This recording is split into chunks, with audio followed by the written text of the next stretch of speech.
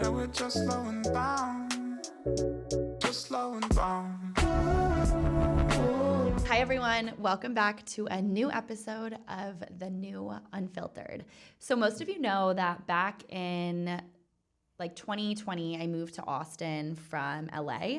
And what I love about Austin is there's such a community of people there. And that was one of the reasons I went from LA to Austin, is because I felt like I wanted to live in a place that was easy to live and people were chill and super nice. And at that time, and in the past 2 years, Austin has really become this place where boutique gyms have popped up and a lot of restaurants that are from places like New York and LA have gone there. But the community has really stayed. So I met Amir probably a year and a half, 2 years ago in Austin. And randomly, as I was in New York sprinting to interview another guest the other day, I ran by him and was like, wait, I gotta go, but I gotta call you because now you're famous and you're on TV, so you gotta come on the podcast. I would have had you on it anyway. But he still lives in Austin, but he's in New York this week filming the reunion for Summer House. Yeah. So yeah, I mean, people obviously on social media, a lot of people are obsessed with you, and I think it's awesome because I remember when you had originally told me maybe a year ago or something that you were starting to film for this show. Yeah. And I don't really watch TV, so I only watch Law and Order and Sex and the City. But as I talk about this show to people, people are like, "Oh my God, he's on that show!" So obviously this is a very big show. So Amir, I guess take me back to the beginning. Yeah. So I guess the beginning would be, it all started from Instagram. Instagram is a super powerful place. I didn't realize how strong it was when I started creating content and doing things like build a community, especially in Austin. But for me, it all started then. I connected with one of the guys. His name's Nick Arrington. He's a runner here in not Austin. We're not in Austin. He's a runner here in New York and also a fashion influencer. Very well dressed, very well put together individual. And we just started, shouting each other out, showing support. Two black men in different cities doing big things. And then from there, it was just hey, man, we've got this opportunity to do this vacation. Do you want to come and be a part of it? And I was like, yeah, I'm down for that. And so it just kind of went from 0 to 100 in terms of my life, very, very quickly. But when I met you, you were doing, and I always have really respected you because I feel we've both just been hustling. Yeah. But your intention was never, I feel to be on a show. You were just going about the motions of life, trying to build something. Yeah. But I never ever got the sense from you that you were I want to be famous.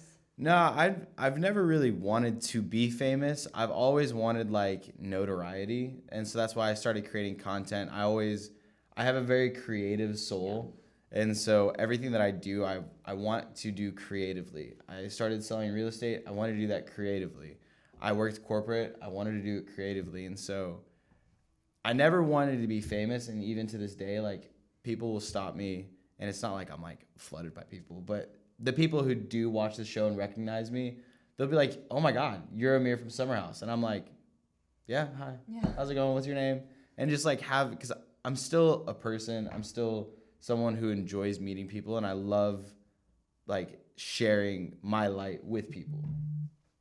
That makes sense. So you mentioned building community. Yeah. How do you even get started with that? Because prior to getting on the show, you also had a big social media following. Yeah, so prior to getting on the show, I had probably 40 or 60,000 followers that I had built up on social media between posting on TikTok and then Instagram. TikTok was primary my platform. But to get started building my community, I first wanted to figure out what do I want people to know me for. And originally it was Shein try-on hauls. Okay. So I wanted to find a way that I was going to be unique from other male content creators and not be a douchebag about it and be check out my life. I'm really cool. You should be following me because I'm cool. Mine was I wanted to add value and be cool. And so I started shopping at Shein and I was all right, well, this is an affordable thing. It's fast fashion, but it's popular. So I ordered some clothes, tried them on, did some fancy transitions, and people were yeah, I like this. Do you think that it's also, how much of it plays in that you're obviously a very handsome, nice, energetic guy on social media? Yeah, I think that's a big factor. And it's something that I am very blessed with, and it's unfortunate because there are a lot of great people out there that if they did have a certain aesthetic or a look, they could also have success. So I definitely don't take it for granted, but I attribute a majority of my parents' genetics to the success that I'm able to generate. Yeah, I mean, I don't do anything. I go to the gym. I wash my face with a bar of soap every now and then. I put on moisturizer. I don't do anything crazy. Yeah. I am me, and I'm like, that's okay. Yeah. That's okay. Yeah, and I mean, confidence is also something that is such a big thing that a lot of young people struggle with. Yeah. So getting on the show, I mean, has your confidence, did you deal with any imposter syndrome? Boy. Like, walk me through that. My entire mental health and complete like picture of myself was in a million pieces when I went on the show, just because when you open social media, opening yourself up to it is like completely different than reality TV. Because when you put stuff on social media, people comment, oh no. But when you put yourself on reality TV, people are attacking like your character, and they're attacking things about you. And so when I first got on the show, I was like, I'm just going to be like the cheerful Amir that I am, and I'm just going to show the world how great I am. And that backfired because everyone has an opinion about you, and everyone formulates a different opinion. Some of them love you for who you are, and some people hate you for who you are. And so I hadn't experienced that yet. I had only ever experienced like people being supportive, people being excited for me. I had never experienced people being like, short men should never be on my TV. You're biracial, so you shouldn't be on a TV show about black excellence. Like, people just started tearing me to shreds. And so for a while, like, my identity was like very fragile. Like, if someone said something to me, I took it extremely personally and would like sit on it for days. And I would like start to snowball and be like, well, maybe I shouldn't be doing this. Maybe I shouldn't be doing anything. Maybe I should go back to corporate. Maybe I should just like fly under the radar. And so for about a year, as I kind of navigated being like broken and then like rebuilding, broken, rebuilding, because that's basically what happens every single episode that drops is the foundation that you rebuild, the next episode comes and it's just a sledgehammer that just like breaks that foundation. That's wild. And so then you've got to fill in those cracks. But it also made me like pretty like impenetrable to just about anything. Like season 2 came around and I'm very much like grounded in who I am, and I couldn't give two fucks about what like other people think. Yeah. I see it and I read it and I'm like, wow, I'm really sorry that you feel that way about me, but I don't look at myself and go, you suck, or you shouldn't be alive or anything like that. I'm just like, dang, people are wild. Of course. I know, and I've had a pretty shitty situation with that this week, and like things can be twisted. And you know, on the show though, how much did they, from what you remember when you would film, actually came out? Like what happened? Oh man, I would say like maybe 30%. Okay.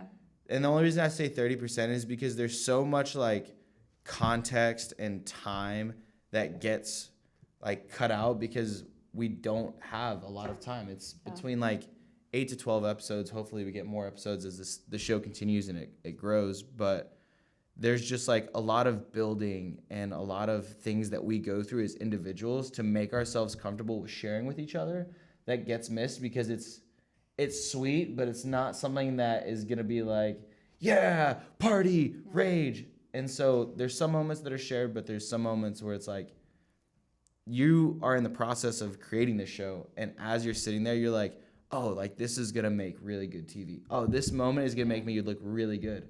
And every time you self-produce and you think that this moment is what's going to make it, 9 times out of 10, it's not what makes it. It's the moment that you were just like completely off guard and you were out of pocket and you just said or did something that was just like, oh, that's the version of him or her that we want to show the public, which is cool because it's also the like unguarded you, but at the same time you're like, I don't want the unguarded me because I might not like the unguarded me. So. And there's multiple seasons, like other areas that this is filmed in this show, right? Yeah. So our show is based off of the premise of the Hamptons Summer House. Okay. So they've been around for 8 seasons now. Very successful show. Had a lot of big wins, a lot of hard losses, but there was a need in Bravo to kind of create more diversity and build a show a young show that has a foundation of diversity versus building it on what we typically see on reality TV and then adding diversity. And so that's kind of how Bravo was like, we think this is perfect. Yeah. And it was nice. I liked it. I like it, but I'm excited to see what transformations it goes through to make it to the next level, to make it to the point where, there are 8 seasons of hundreds of thousands of viewers, and we aren't scrapping to get people to tune in live or watch it on Peacock or whatever it is. Do you feel like that's how it is now? It's our first 2 seasons, and we're targeting a pretty tight demographic. And we're bringing in a new demographic to Bravo. We're bringing in a younger generation. We're bringing in a minority, group to Bravo and saying, like, we deserve space just as much as every other show does. But with that takes time, and it takes the right cast, and it takes the right storylines.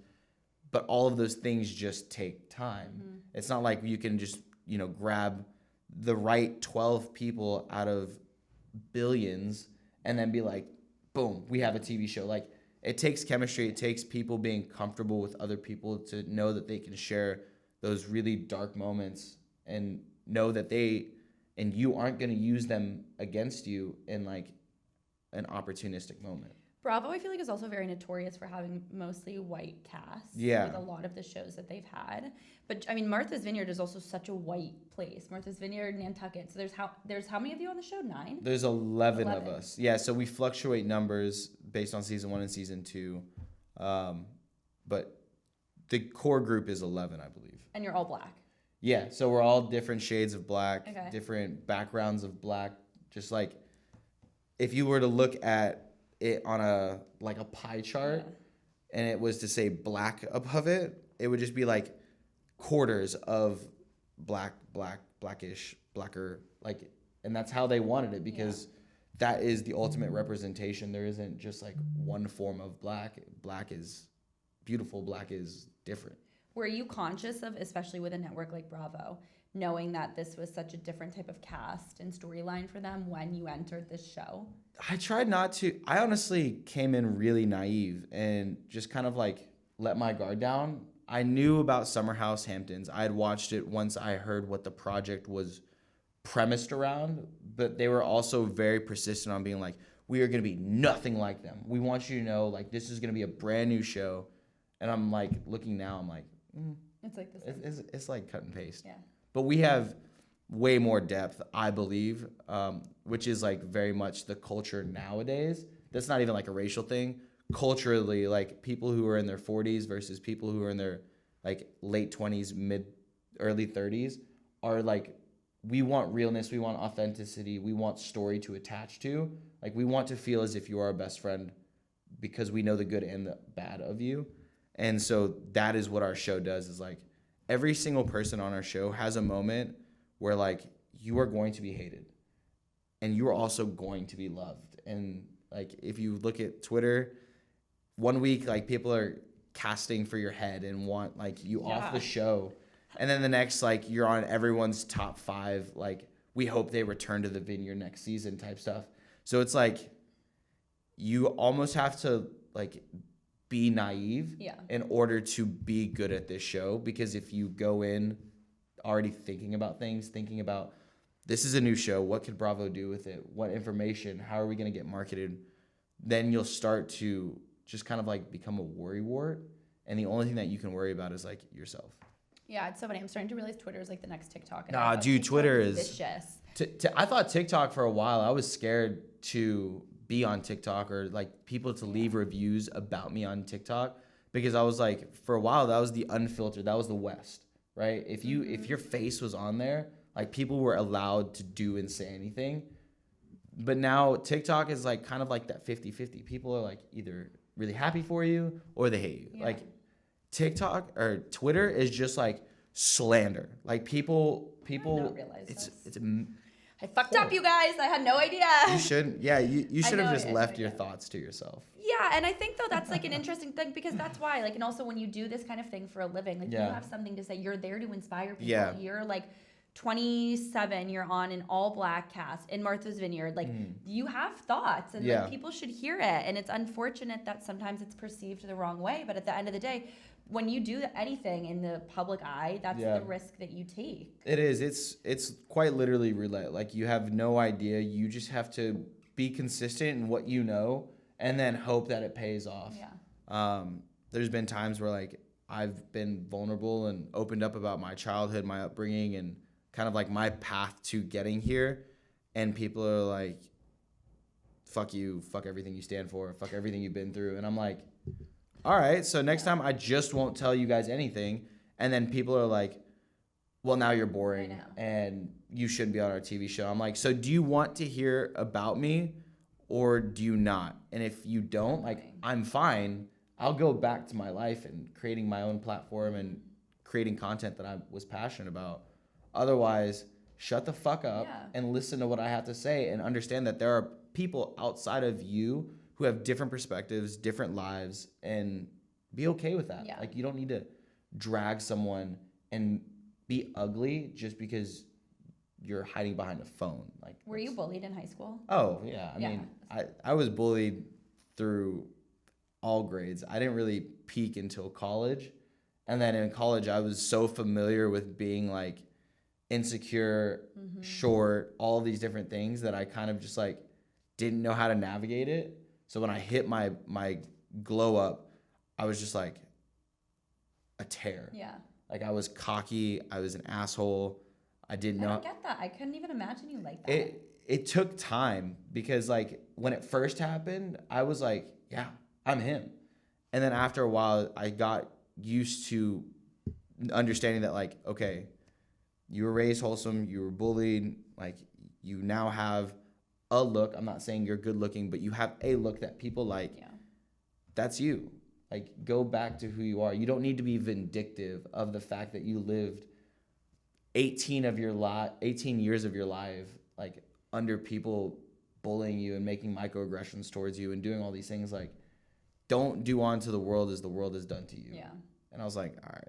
Do you agree that people who put other people down, though, are just really jealous? No, I think, I don't know if it's jealousy. I don't know if it's insecurity. But what I do know is people who do put other people down, it is coming from inside of you, and it has nothing to do with me, you, or anyone like across the, like, who they're directing it towards. That was a big thing that I had to realize when it came to season 1 and the feedback that I got, is a lot of the people who were making these assumptions and conclusions about me, I would check their page and I would be like, hold on, this isn't about me at all. Yeah. This is about you and you projecting and you being upset with the hand that you were dealt or not dealt. So I'm sorry again that you feel that way, but this isn't about me. Like, and you can't address the world, because then you start to look like the person that's like, my nose is in the air, I could do no wrong, this is your fault. And I'm not saying like I'm better than you. I'm just saying, let's be honest, in the sense of, you may or may not be happy with your life. You saw someone who looks like you or doesn't look like you with an opportunity that you want or might not want, and now you're angry. Yeah. It's the same way if you're walking by someone on the street and you don't like what they're wearing. You wouldn't go up to them and be like, I hate your outfit. Yeah. And the internet, it's created a platform for people to do that. It's a wall. It's like, if there was a wall between here and here, and you couldn't see me, but you could hear me, and I knew that, and I would say whatever I want, and I could get away with it because you don't know who I am. That's what the internet's created. Yeah. And so while it's a great place because now people can share their thoughts, not everything needs to be shared. Not everything needs to be shared. Yeah, no, there's a fine line. But I want to go back to, so when you got on the show, did someone poach you from like Instagram? Where did they? Yes. Okay. So there's Nick Arrington. He was a buddy of mine from the show. And then when they were launching the project, he, I guess, reached out to casting and submitted me. And they were like, hey, we think you'd be great for this project. And at the time you were doing real estate. Yeah, I was doing real estate, creating content on that. That was kind of like my end all be all for a while, that I thought. I was like coming from a corporate sales background, and I didn't like working a traditional structure and there being like no like inconsistency to my schedule. Like I was bored of the consistency, and I'd only been there for like 2 years. Was that right? You went to college, right? Yeah, Was that right out of college? Right out of college, I did sales, and I worked for like 3 different companies, crushed every single one of them, left every single one of them. Because I was like, once I got to a certain point, I was like, well, what's next? And they were like, you just keep doing what you're doing, man. And I was like, that sounds horrible. Like, I'm already miserable, and you want me to do this for 5 years? And like, but you'll make so much money. I was like, I'd rather take a pay cut and make a difference in people's lives and get to connect more and like actually solve problems versus pushing a product. Yeah. And they were like, well, unfortunately, like if that's the route you want to go, this job might not be the best for you. And I wouldn't even let them finish their sentences. I'd be like, all right, cool, I'm out. Mm-hmm. If someone's watching this and hates their sales jobs, what's your advice for them? Because you make good money in sales, right? You make great money in sales. I would say if someone's watching this and they're in sales and they hate their job, figure out why you're in sales. Because a lot of times the reason we go into sales is also really valuable in other industries. So if you're really good at meeting people and talking with people, and that's like the first thing like people will buy from you just because you're really personable, then maybe go into like client relations, because corporations will pay really good money to have individuals that they know they can send out to go do meetings and just make really good connections and do client retention. If it's you just care about the money and you're like a numbers person and you just, okay, maybe starting a product or starting a business or doing something that allows you the opportunity to maximize your pipeline in the sense of like how many people can come in, because if you're really good at conversion, that more people, better conversion means more money. Yeah.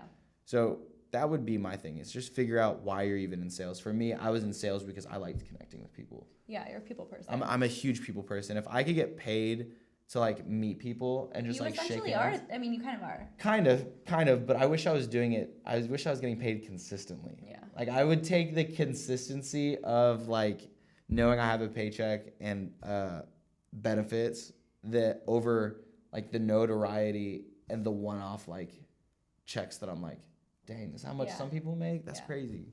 Well, that's actually a good point. I want to come back to that, but I want to ask, what made you get into real estate? Because I mean, even throughout the course of my career, I've been like, oh, I'd be so good at just getting $1,500 check to like be a pretty girl walking up and be like, do you want this apartment? I wish that I was a woman in real estate, because it is like that. Like it's saturated. It is saturated, but at the same time, if you are attractive woman who can also add value and has hustle, like you're just that trifecta, you're going to be really good in the industry. But there are a lot of people who go into the industry being like, I'm a good face and I'm going to do a video walkthrough on Instagram and I'm going to sell a lot of real estate. And I'm like, that is false. Yeah. That is really false. And that tells me just how aware you are of what really goes on social media. Because if you think that that's the reality, half these people are working 2 to 3 jobs and like they're just posting that video in the hopes of like making something happen. Yeah. And it normally doesn't. Like most people drop out of the industry within their first 2 to 5 years. Yeah. So it's kind of like if you can thug it out for 5 years, one, that allows like the generation that you're impacting to be able to qualify and be able to purchase a home, but it also gives you the ability to create a foundation, create not like people trust you and like they trust that you're a professional. But what got me into real estate was I was really good at sales and I was selling a lot of products and I wasn't making a connection with these people. Once I sold it, they were then passed on to a rep who did the tech side. And I would just be like done. I would wash my hands. I would check on them every now and then, drop off some donuts. And I was like, I want more. Like I just sold them a $300,000 piece of equipment that may or may not change the course of their business. Mm-hmm. And now I have no connection with them. I was like, I need to be in a line of work where once I meet the client, sell the client, there is also follow-up, families, they're meeting, and then I want to build a community with them. So like right now, my real estate network for the clients that I work with, I'm in the process of trying to figure out how can I start meeting and getting everyone together in my network so that way you can also start building community with the people that I have community with. Yeah. Because a lot of them are really like-minded. A lot of them are starting families. A lot of them are young. A lot of them are driven, successful, and really down to earth. That's the thing, is like people who are down to earth really, really vibe with me. If you're not down to earth or you're just like really stuck up, you traditionally don't rock with me because I'm just like, I don't know what's being shown right now, but I'm literally in Nike shorts, a hoodie. Like, this is what I'll rock for a majority of my day until I don't need to. You're incredibly authentic. I mean, that's why when I ran by you, I was like, wait, Amir, like, now that you're here, let me get you, because I always really respected that about you. Yeah. And especially in a place like Austin where there's, and I was laughing when you said the real estate, because I feel like my Austin days are so far away now from like when I was there. But the girls can we talk about the girls on Instagram who post the real estate stuff? Yeah. And I'm like, are they making a lot? Then they're all like also dancers and DJs, and right. It's a whole and that's the thing, is a lot of them have like other jobs that allow them to make connections, like being a bartender, like being a DJ, being a dancer, a Pilates instructor. They all have those jobs, and then someone looked at them and was like, hey, you can use that network to sell real estate. But again, real estate requires a lot of trust. It requires a lot of hands-on like activity. And so if you can't show that to your clients, like that I'm going to be there and I'm going to walk with you through the process, and even if I make a mistake or you make a mistake, we're doing this together, then you're not going to be successful. And that's what a lot of people are missing, is like everyone gets on and goes, this is what $3 million can get you in Austin, Texas. And I'm not like any other agent because I don't care about the commission checks, rolling eyes. I care about you. I'm like, shut the fuck up. Yeah. No one gets in the industry because they care about people. Want money. If that's the case, do it for free. Yeah. Do it for free. We all need to eat. We all need to get paid. The one way that I show that I don't care about the money is a majority of my commission checks that I make, I try and invest back into my clients, whether it's through their closing gifts, paying for floor. What's a closing gift? Closing gift is, it's not like you don't have to do this as an agent, but it's kind of like a thank you for working with me. When you close on a house, you sign on the line, 30-year fixed mortgage, whatever it is. I make my commission, and we kind of just go our separate ways. Some agents who want to really go the extra mile will get a closing gift, and that gift is either on the cheaper side, a cutting board, or on the luxe side, something from Louis Vuitton or Gucci or something of that nature. I go on the luxe side. Some agents will just get that gift basket from like Marshall's that has like a random jelly you'll never touch and a bar of chocolate and crackers that might or might not be stale. So that's what a closing gift is. Do you go luxe because you think it'll give you more business in the back? No, I really don't care. For me, it's more about giving back and saying like, hey, you just made a really big investment in a really big purchase, and you probably had to do a lot of financial sacrifices and not treat yourself in the process of saving up for this. Congratulations. Yeah. You did it. You got this really big thing that is the American dream, and you also deserve to feel like a homeowner. You shouldn't feel like now you have to eat pizza for the rest of your life and you don't have a couch to sit on. Like, I want you to put on a belt and be like, I'm a fucking homeowner. You got a belt? You've given a belt? I've given belts, shoes, purses, like you name it. If it makes my client feel good about the one thing that I love to give is Traeger grills. Okay. Because I work with a lot of male clients, and some of them care about luxury, some of them don't. But the one thing that every male cares about is learning how to grill or smoke meat, especially in Texas. Oh, yeah. So I'll just drop off a Traeger grill, and I'm like, congratulations. Enjoy your backyard. I have a picture of like a grill in my future home that's like red. I don't know. I love the idea of like a red grill, like on the patio. I don't know. That's kind of a vibe. I feel like you have like those retro vibes. Like you want like a Smeg refrigerator, like. Yes, but I just want like the Smeg refrigerator like in the basement. I want like the big silver metallic one, whatever, in the kitchen. And you want to transport yourself, like you go down to a basement, all of a sudden you're in like the 60s, and you're like. But not on the first floor. The first floor is very modern. What's your vibe? Like you just bought a house with your girlfriend. Yeah, our house, we're going for the mid-century modern organic. So we basically want you to walk in and just be like, everything feels very zen-y, but not zen-y in the sense that there's like, you know, that sheet that goes up behind a wall that has the designs. Like we want it to walk in and the edges are round or sharp edges. The textures and colors are very neutral and muted. A lot of olive greens, some pops, and then just like gold and black. That's my vibe. I think anything gold and black is so sexy. I think a lot of people are just starting to switch to that, and that's like one thing that's been really cool to see in the Austin industry as well. Because for a while, when the boom was happening, builders were just like putting together anything and everything and just being like, "That'll sell." Mm-hmm. And afterwards, they kept doing that, and it stopped selling because people wanted, they wanted uniqueness. They wanted something that was like, okay, if I'm spending this money now because interest rates aren't 3%, I want something that I don't have to transform into my Tulum-inspired home. I just want my Tulum-inspired home. Was it exciting to buy your first house?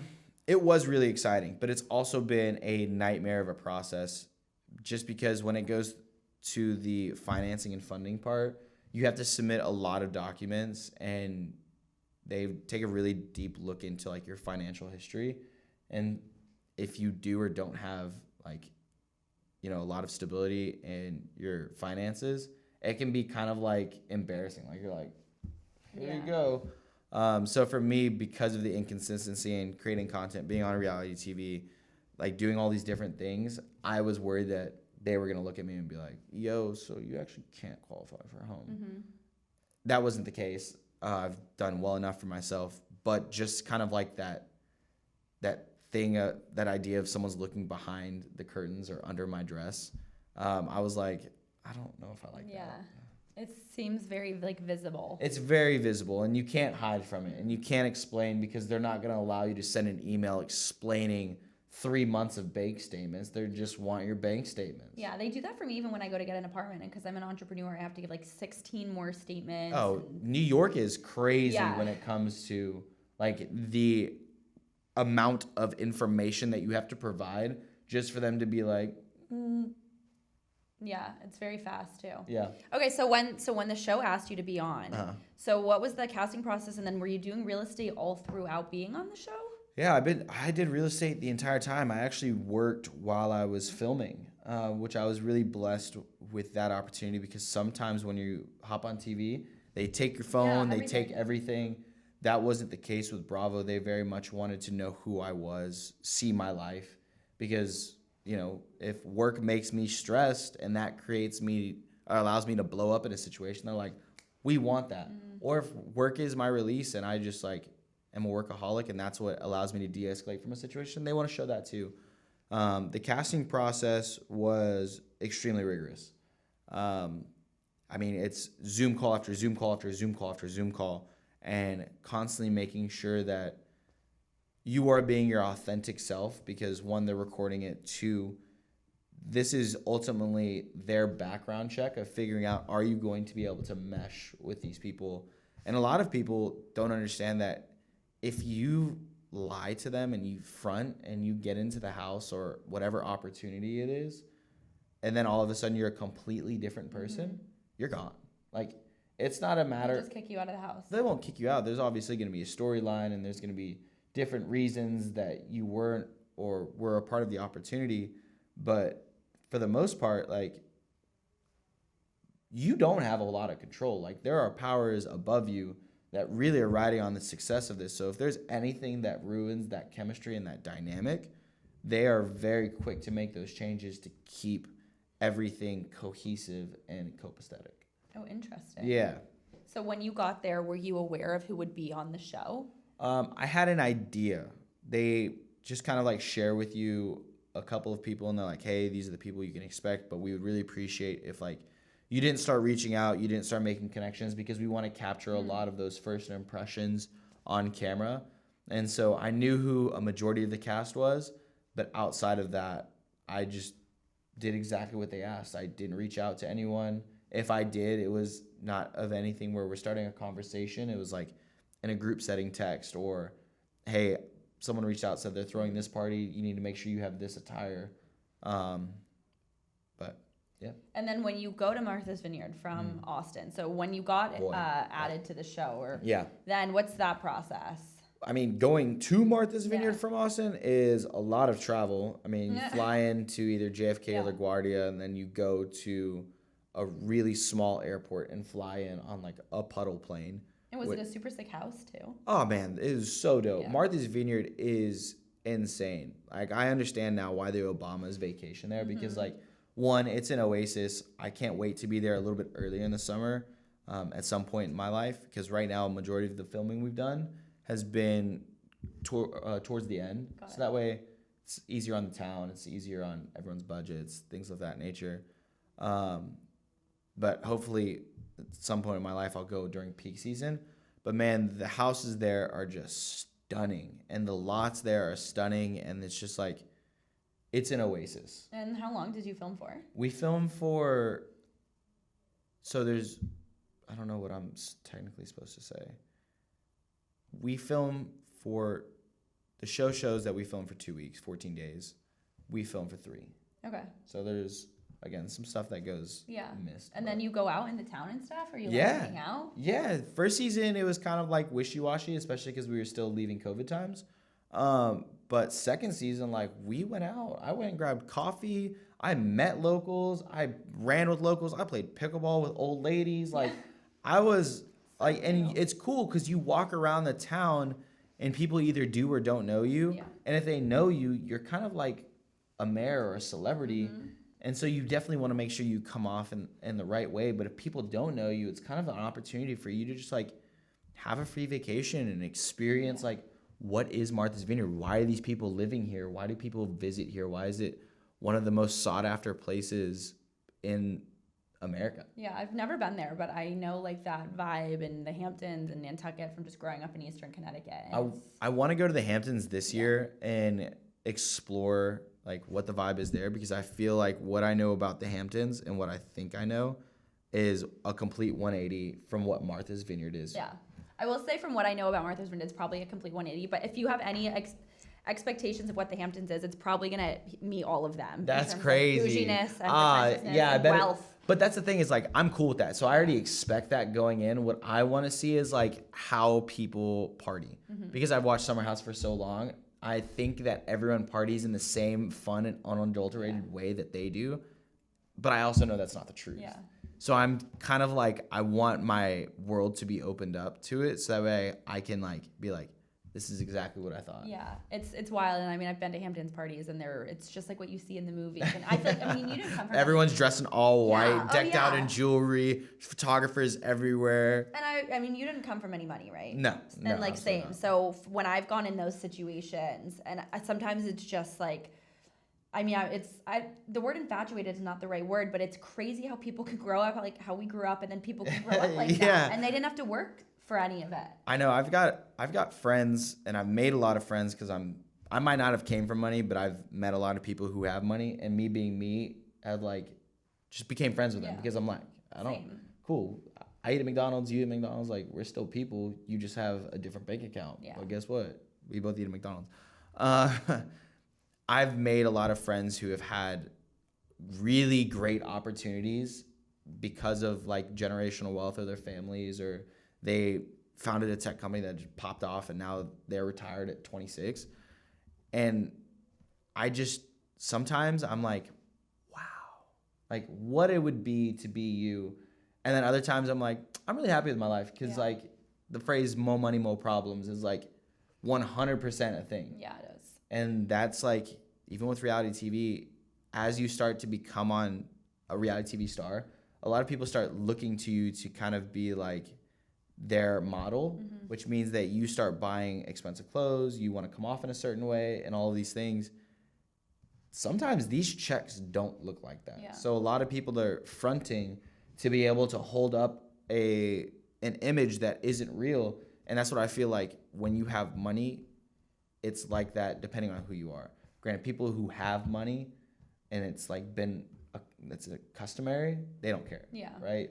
But people who like discover money, they're like, oh, I've got to make sure that I've always like been keeping up with the Joneses. Yeah. That's what I imagine it being like. Well, and it's interesting because that's like a little bit of imposter syndrome too. I feel like if you didn't grow up with it and then you get some mass amount of wealth, there's like this sense of like, am I deserving of this? How did this happen so fast? That is really big, and I think a lot of people struggle with that. And I think the best thing that we can do, and the best thing that I offer in terms of advice to like friends or anyone who does go through imposter syndrome, because I went through that, is like, you are deserving of it. It is here. It is in front of you. The only thing that you could do wrong right now is look a gift horse in the mouth and be like, I don't deserve this. Yeah. Because it's what you do with it moving forward that truly deems whether you deserve it or not. Are you going to be like pretentious about it and like you're a dick and all these different things and like you just kind of like push money in everyone's face? Or are you someone who's like, I have the ability to be happy and have freedom, and that's right there. Boom, stop. And so that's kind of how I look at people. Typically people who are thankful and grateful for the opportunity, they take this route. And people who are like, I don't deserve this, they take the other route because they want to prove that they deserve it, you know? One of my favorite books is called Think and Grow Rich. Yeah, you know that book. Yeah. And it goes through so much about like jealousy and how toxic jealousy is. And I've really realized that. And even the friends that I have that come from so much. I mean, I remember when I was younger, I was always like, why is my life so much harder? And now I feel like that I'm older, I don't want any of their lives. No, You know, I don't. not in a bad way. But no, it's like lot. genuinely, there's a lot that is like behind the scenes. And you don't realize that unless you know some of those kids who come from that. Exactly. One book that I recently read was Your Rich BFF by Vivian. And like her sharing the statistics of like what wealth looks like in America, it was so eye-opening, because we think that wealth is like abundant, everyone has it, and there's no problems, and money is money. And to hear how many people live off of credit card debt and how many people are truly struggling to even be able to buy a home or do luxury things now, I was like, okay, I needed that perspective, because we tend to get in our heads and say like, we're the bottom man on the totem pole, everyone else is above us, the world is against us. And when she put it into perspective and said like, no, like everyone's pretty much running the same race. We all just, it's a shit race. I was like, whew, that was a breath of fresh air. Yeah, it's the same. Yeah. Okay, so I want to wrap it up by asking you advice for people who want to get into real estate in their 20s, as well as like the Austin landscape. I'm very glad that in my 20s I lived in Austin. I don't think I would ever, I mean, I can tell you actually I would never move back there for personal reasons. But I know you love it. Obviously you bought a house, so you're there. I love it. I would leave. If there was an opportunity. You would leave? Yeah, okay. if I could maintain my lifestyle that I have in Austin elsewhere, where it would typically be more expensive, I leave. I think Austin now is so expensive. It's expensive, but it's not as expensive as here or like California or... No, because you can eat tacos all day, but... Yeah, I fucking love tacos. Yeah. But I would say the advice that I have for someone who wants to get into real estate, TV, social media influencing, anything of that nature, it's authenticity. Because if you are genuinely an ugly person, be an ugly person. Yeah. Because there are people out there who want like to consume that. If you're someone who's really wholesome and you want to create content on becoming the world's best dad and the world's best partner, and like that's what you strive to be, create that, because that will be your niche. When you are authentic to yourself, everything comes easier. You don't have to fight the universe. You don't have to fight your soul. Like you just do. And when you just do, that's when you kind of are like, am I even really working? Like this doesn't feel like a job. I feel guilty for how easy this is coming to me. And that was a lot of what I have been and am currently fighting, is like, man, I feel like I should be hating my life because everyone else hates their life. But at the same time, it's like, that is a sign that I am doing what I was like meant for and what like I should be pursuing. And I feel like also switching that too, right? Just because everyone's unhappy, you can be the inspirational voice. And it's tough, but it's also tough to be the inspirational voice, because if you are happy and everyone else is unhappy, guess what? Everyone else wants you to be. Yeah. They want, misery loves company. Yeah. So it's like, with that being said, if you're going to be your authentic self, be very grounded in that, because a lot of people will hate that you are so grounded in who you are. And you're so strong in that, because people will want to shake that. They will want to take that light because they may or may not have that in their own life. where can everyone find you on social media? Watch the show. It's the second season coming out. Second And season. you're filming for that, or it's filmed? It's filmed. We're It's filming filmed, our reunion okay. episode this Thursday, so we'll do a Watch What Happens live. Everyone can find me _Amir Lancaster, YouTube, Instagram, and TikTok. And then if you want to watch the show, tune in, show love and support. You can find it on Bravo TV or Peacock. Yeah.